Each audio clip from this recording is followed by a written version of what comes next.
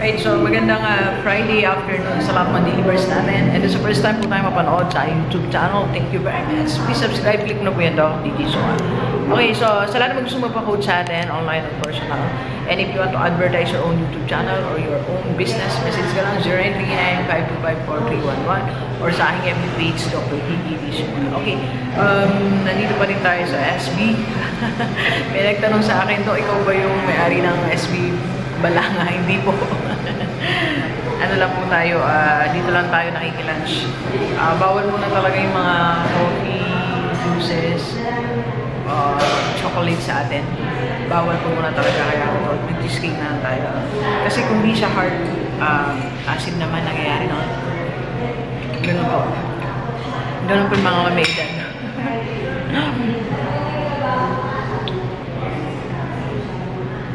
Okay. Alright, you are running out of time. Yan. So, sa lahat ng delivers natin na kahit ikaw ay 20 or lalo na sa mga 30 or 40 years old, you are running out of time. Okay, baka hindi mo na mamalayan paubos na yung oras natin. Okay, hindi mo na mamalayan malapit na yung deadline. Okay, kasi una-una hindi natin alam kung kailan tayo alis sa mundo bago, di ba? Hindi natin alam kung alam mo yun, kung kailan tayo kukunin ni Lord. Hindi natin alam. Don't tell me na, Dok, pag 60 doon ako kunin ni Lord, 70, kaya mahaba pa yung time ko. No, we can't tell that. Diba? So, we are running out of time kasi hindi ko alam kung lang kunin ni Lord. And we are running out of time sa mga pangarap natin sa buhay. Diba? Remember, even dreams have deadlines. Tandaan natin yan, right? So, saan ka ba running out of time? O you are running out of time of what? Okay, I listed here 7 things.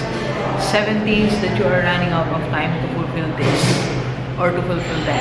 Right? So, number 1, you are running out of time to be rich.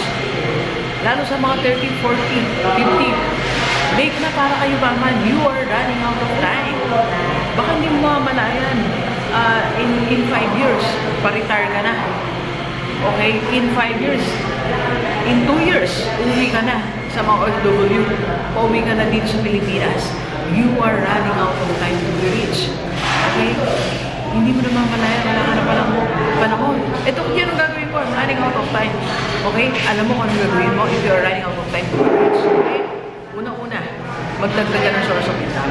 Huwag kang magtyaga sa isang source of income na break-even ka lang. Diba? Sa sweldo na break-even lang. Okay? Yung living, a life that's living from paycheck to paycheck. Okay? Huwag mong pagtyagaan yan. Okay? Well, I'm not saying you resign. I'm not saying that. Okay? Sa mga OFW, hindi ko sinasabing umalis ka dyan sa kumpanyang yan. What I'm trying to say is add additional source of income because you're running out of time. Okay? Kailan pa tayo yayaman? Pag retired ka na? Diba? Pag matanda na tayo, diba? Pwede kang yumaman ngayon. Alright? So, anong gagawin ko doon? Mag-business ka. Okay? Launch your business. Ang negosyo talaga ang susi sa pag-asenso. Okay? Yan talaga mga kapatid. Wala nang iba. Alright? So, mag-add ka na at least 2 to 3. 2 na lang. 2 na lang. 2 sources of income. Okay? So, launch your business. I can help you. Message ka lang kung paano. Tutulungan kita. Ang daming business opportunities outside. Diba? Alam mo yun, ang daming nagme-message sa akin na may mga businesses, they're looking for partners, reseller. So, message ka na sa akin. I can coach you on that. Okay? Second, you are running out of time to explore the world. Diba? Baka deadline na. Hindi mo pa nakikita yung Palawan. Hello, Andido. Deadline na. Hindi pa nakikita yung Cebu. Deadline na. Hindi mo pa nakikita ang Singapore. Patapos na yung oras. Patapos na yung lifetime natin. Hindi pa na-explore ang mundo. Alam niyo kapon, I was talking to Ma'am Joyce. Sabi ko, maglista ka na ng gusto kong puntahan. Ngayong mga sunod-sunod na buwan. So, August 24, 25, and 26, nasa Davao po kami. So, yung 25 para sa personal coaching, may available slots pa. And September, nasa Hong Kong po ako. Yan, kami ni Ma'am Joyce at isang ING. So, we will be, okay, right, babalikan ko na yung mga OFW natin dyan. See you there, Hong Kong, okay? Nandiyan ako ng September for seminar ko. Ang seminar natin dyan is only 250 Hong Kong dollars lang. Okay, sa Bayanihan Center po tayo. Okay, September yan. And October, pwede na po kayo mag-register. Okay. And October naman, nasa Macau tayo. September, October, November, Taiwan. Hopefully, matuloy na ako sa Taiwan. Okay? Then, December, wala pa laman ng December. Okay? So, explore. Sabi ko, I want to explore the world. I want to explore. Okay? Baka deadline na kasi. I'm running out of time. Ang laki ng mundo. Kahit man makita mo lang 1/8. Diba? By the way, Japan pala. Kaya lang, sabi hindi na baka doon yung kaya namigay. Baka, I don't know. I-schedule pa natin. Okay? You are running out of time to explore the world. To explore Philippines. Diba? Ito ko ang gagawin ko. Wala naman akong budget. Kaya nga, magdagdag ka ng source of income. Okay? Number 3, you are running out of time to plan for your future or for your retirement. Baka hindi mo alam, bukas makalawa, retired ka na. Wala ka man lang kotse, magre-retire ka. Tagal mo ng trabaho. Sabi nga ni Sir Cucholo, the voice master of the Philippines, di ba? At 40, dapat may mga napapatunayan ka na sa sarili mo. Kung wala pa, start right now. Start right now, di ba? You are running out of time to plan for your future, to do something for your future. Nagkaroon ka na ba ng investment for your future? Diba? Ang daming investment for retirement. You go to Sun Life, diba? You go to Manulife. You go to IMG. Pati yung health mo, masisecure mo sa IMG. So, message mo, connect ka kay Ma'am Lord or kay Ma'am Joyce. Okay? So, you are running out of time for that. Wala ka ng time. Diba? Nakakatakot yung isang araw, magre-retire ka, ang hinihintay mo lang yung pension ng SSS, pension ng pag-ibig, na sakto-sakto lang at ang tagal mo pang kuhanin. Diba? Why don't you plan a prosperous and happy retirement? Na meron kang sasakyan, meron kang lugar na alam mo, doon ka pupunta. Diba? Alam nyo, at 2 years ago yata, last year lang, may binili akong lupa. Yun talaga doon ako magre-retire. It's a 600 square meters lot na patatayuan ko ng, simple lang, gusto ko sa retirement. Patatayuan ko siya ng puno. Patatayuan ko siya ng, marami na po siyang puno. Then bibili ako ng bagong kotse. Bago pa yung kotse mo doon. Matanda na ako noon eh. Luma na yan noon eh. Tapos gusto ko meron ako isang katulong, isang doktor, isang nurse. Diba? So you plan for your retirement. Wala ka ng time. Mag-start ka na ng investment and go to real investment and real estate, IMG and real estate investment. You buy that. Sabi ko nga sa mga OFW na nandiyan sa ibang, ayan, nasa ibang bansa sila, di ba? Ang pwede mong gawin to plan is, bumili muna kayo ng lupa ngayon. Kung ayaw mong magnegosyo kasi nasa ibang lugar ka, buy lots. Bumili ka ng mga lupain. Real estate investment. Then for retire mo, magtira ka lang ng isa, ibenta mo yung iba, then you have money. Diba? To enjoy your retirement. Right? Next. Number, ano po tayo? Next na lang tayo. Okay? You are running out of time. Okay? Invest for, okay. Naka-shades kasi, Doc G. To meet interesting and amazing people. Napaka-amazing ng mga tao. Napakadami interesting people. And what are you doing? Diba? Hanggang ngayon, 5 pa lang din kaibigan mo. Sila pa rin. Nung LM ka, high school, college, hindi na kayo nag-iwalay. Diba? Wala namang masama, pero magdagdag ka. Alam mo, every time that I meet people, na good people, interesting people, na dami ko natutunan, amazing, nakakatuwa. And sometimes I regret. Minsan nga tinetext ko sila, ba't ba hindi kita agad nakita? Nasaan ka ba? Diba? Ang daming tao sa mundo. Almost 8 billion na ata tayo and more than 100 billion Filipino. And yet, ang kasama mo, 5 pa rin. Diba? Kaya the same lang din ang stimulus na naririnig mo. The same story, the same grievances, the same complaint in life. Kaya walang nababago eh. Walang nababago sa sweldo mo, sa pananaw mo sa buhay. Kasi you are in the same people. Diba sabi nga ni Jim Rohn, you are the average of the 5 persons around you.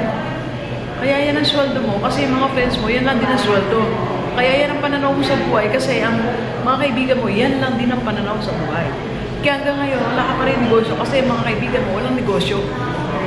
That's it. That's the conclusion of the matter. Sabi nga ni Haring Solomon. Diba? So, you are running out of time. Makipagkilala ka na sa ibang, attend ka na ng seminars and trainings, diba? Pag may celebration, attend ka na, attend, reunion, kaya company outing na lang, ayaw ko pang puntahan eh, diba? Natatamad ka pa eh, matutulog na lang po ako doon. Mariosep, diba? Alright, so ano pa? You are running out of time to explore social media. Ito, matanda na ako eh. Alam niyo, nung na-explore ko sa social media, I was 43. Ngayon nga, ang dami ko pang pwedeng gawin eh. Sa social media, hindi ko pa alam. Pero alam niyo, this is social media. Saan ko yung cellphone ko? Si social media, na hindi ko na-explore, siya yung nagpapayaman sa akin. Yung iniiwasan mo social media, siya magpapayaman sa akin. Yung YouTube na ayaw mong aralin, yan ang magpapayaman sa'yo. Yung e-commerce business na ayaw mong gawin, yan ang magpapayaman sa'yo. Right now, meron po ako mga products. I started my dropshipping. Click mo lang ang link sa baba, Gigi, Sunga. Makikita mo yung e-marketing site ko po. Diyan, nagpapa-advertise. Nandiyan din po yung mga products ko. Okay? You are running out of time. Alam nyo, in 3 years that I explore social media, doon ako yumaman. Why don't you start doing it? Start with your own YouTube channel. Start with dropshipping. Start with your own website. Look, di pa paano. I have my e-commerce business. Tingnan nyo, ang business ko pa ngayon, e-commerce. Diba? Hindi nga ako marunong eh, pero ayan ang negosyo ko because I have business partners. You are running out of time. Okay? Meron ka pa naman time. Explore social media para mabago ang buhay mo. Okay? Next. Okay, this is important. You are running out of time to do your ministry sa church at para kay Lord.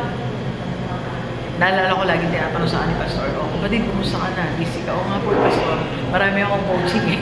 Tapos bila sasabihin niya, remember thy Creator in the days of thy youth. Diba? Nasa Ecclesiastes. Diba?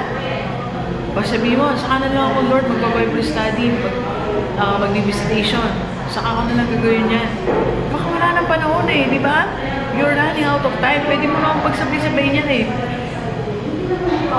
Alam niyo ako, nagtuturo pa ako ng Sunday school. Yeah, every Sunday afternoon. Okay?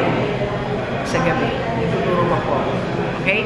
And pag wala akong luwas, I do visitation and Bible study every Saturday. Okay? Na-miss ko lang sana magawa ko siya ng mas consistent. Okay? Because we are running out of time. Okay? And last, you are running out of time to be happy and to enjoy life. Wala na tayong panahon. At wala na rin akong charge. Okay? Pero, what I'm trying to say is, be happy. Okay? Enjoy life. Enjoy it with your family. Kung sabihin, yung family ko, Dok, nandyan lang eh. Yung mamaya, kung mga wala na yan, paano pa may enjoy? Di ba? Yung mga true old friends mo, you enjoy them. Enjoy life. Enjoy coffee. Enjoy everything. Di ba? Nag-abuse lang ako sa coffee eh. Kaya, hindi ko siya ma-enjoy ngayon eh. Di ba? Enjoy the things around you. Enjoy life. Okay? You are running out of time para ka mag-enjoy. Kasi wala kang means. So, para ka magkaroon ng means to enjoy life, go back to number 1. Be rich. Okay? You are running out of time to be rich. Add other sources of income. Add a business. Okay? Alright, so, kung gusto mo ma-experience lahat na ito and you want a mentor or coach, message ka lang sa akin. Okay? I can be your coach. Alright, please share this video sa lahat ng idea natin. Kahit OFW dito sa Pilipinas para sama-sama tayong mabago at ulad natin buhay. Alright, so thank you very much, Gigi. Enjoy the rest of the day. Let's go, let's go.